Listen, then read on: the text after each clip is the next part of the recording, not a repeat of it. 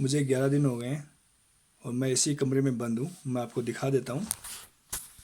ये मेरा कमरा है, ये मेरा बेड है, टॉयलेट बाथरूम, और इसी कमरे में बंद हूँ। बस घर के नीचे गया जहाँ रेस्टोरेंट है, ठीक है, वहीं से कुछ बनाया खाने का सामान, ऊपर आ गया। और मेरे रेस्टोरेंट के अगल बगल में 1.5 किलोमीटर के एरिया के अंदर कोई भी घर नहीं है, कोई भी बार नहीं है, कोई भी व्यक्ति यहाँ अब नहीं आ रहा है, क्योंकि सरकार ने निर्देश दिए हैं कि सब लॉकडाउन सबको बंद करो। तो 11 दिन से ये सब बंद है। और मैं आपको ये बताता हूँ कि इटली दुनिया के चिकित्सा के अंदर नंबर 2 पे आती है।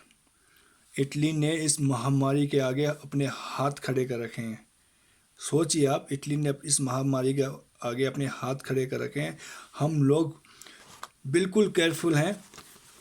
मास्क का डब्बा आप देख रहे हैं, पूरा डब्बा पैकेट ला रखा मैंने, और पूरी बोतल। ये जब भी हम लोग नीचे जाते हैं अपने रेस्टोरेंट से बाहर, नीचे बाज़ार में नहीं बता रहा हूँ मैं, शहर में नहीं बता रहा हूँ, नीचे अपने रेस्टोरेंट से बाहर जाते हैं तो ये बोतल मेरे जेब में होती है, मास्क मेरे मुंह पे लगाया होता है। लेकिन मेरी आप लोगों से ये प्रार्थना है, मेरे देशवासियों, आपको अगर देश के प्रधानमंत्री या सरकारी लोग आपको समझा रहे हैं तो उसको समझने की कोशिश कीजिए। और उन लोगों से मेरी हाथ जोड़ के प्रार्थना है जो अफवाहें फैला रहे हैं, प्लीज़ अफवाहें मत फैलाएं, प्लीज़ मत फैलाएं। मैं वो दृश्य देख चुका हूँ, वो सीन देख चुका हूँ कि जो आप लोग देख नहीं सकते। और मैं उन डॉक्टरों को, नर्सों को नमन करता हूँ, उनके चरणों में नमन करता हूँ, जो रात दिन भूख प्यास सब कुछ दाव पे लगा के लगे हुए हैं। कोई शिकायत नहीं कर रहे हैं, वो लोग मानव सेवा के लिए लगे हुए हैं। मैंने जब उनको देखा, जब न्यू टीवी के अंदर जब दिखाया, लाइव दिखाया गया, तो मेरी आंखों से आंसू आने लगे। ये लोग नीचे फर्स्ट पे सो रहे हैं, 10 मिनट का टाइम मिला तो सो रहे हैं, 15 मिनट का टाइम मिला तो सो रहे हैं। तो प्लीज़ मेरे देशवासियों, मेरी प्रार्थना मानिए, जो सरकार आपको नियम बता रही है उनका पालन कीजिए। 1 मीटर की दूरी से ही आपको बात करनी है, 1 मीटर की दूरी से। मास्क आपके चेहरे पे होना चाहिए, बोतल आपकी जेब में होनी चाहिए। आप बाहर जा रहे हैं, बोतल आपकी जेब में होनी चाहिए, सनराइज। कहीं भी आप किसी वस्तु को आपने छुआ, तुरंत हाथ। आप लोग ये भूल मत करें कि ये हवा में फैलता है, नहीं, ये छूने से फैल रहा है, ये छूने से फैल रहा है।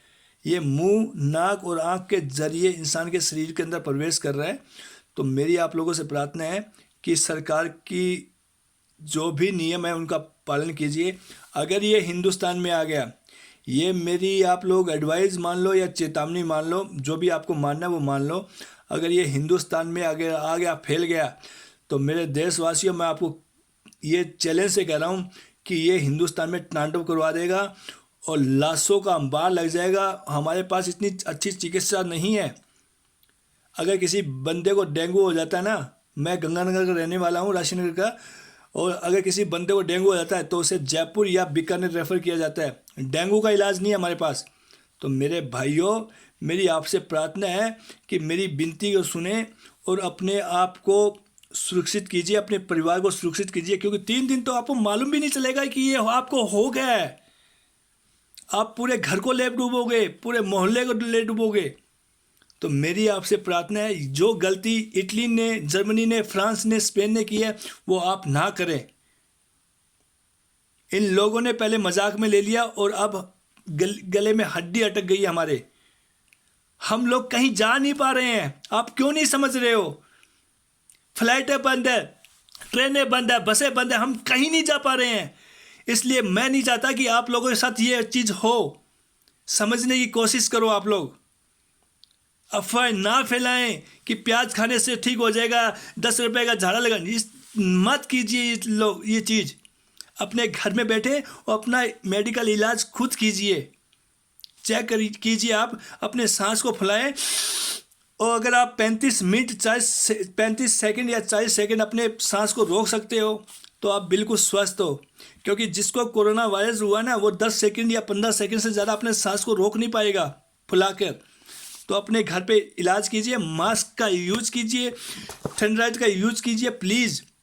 जिंदगी रही तो पैसे फिर कमा लोगे, और जिंदगी नहीं रही तो घंटा भी नहीं कमा पाओगे। आपकी एक गलती आपको तो ले डूबेगी, अपने पूरे परिवार को ले डूबेगी और पूरे मोहल्ले को ले डूबेगी, और आपको मालूम भी नहीं चलेगा।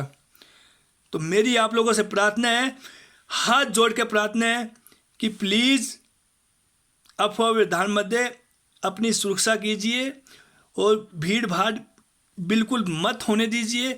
अगर आपको छींक आती है तो अपने हाथों का यूज़ मत कीजिए, टिश्यू है तो उसका यूज़ कीजिए, अन्यथा अपनी बॉडी का यूज़ कीजिए। ये मैं इसलिए बता रहा हूँ कि हम लोग यहाँ भुक्तभोगी है, इटली भुक्तभोगी है, हम लोग बंद है एक कमरे के अंदर। प्लीज़ मेरी बात को समझने की कोशिश कीजिए, इससे ज़्यादा मैं आपको कुछ भी नहीं कह पा रहा हूँ। हम लोग मूर्ख नहीं है, घूम बाहर हम भी जा सकते हैं, लेकिन हम पालन कर रहे हैं सरकार के नियमों का। तो आपसे प्रार्थना है कि प्लीज़ बाहर मत जाइए, इससे ज़्यादा मैं आप लोगों को कुछ भी नहीं बोल सकता।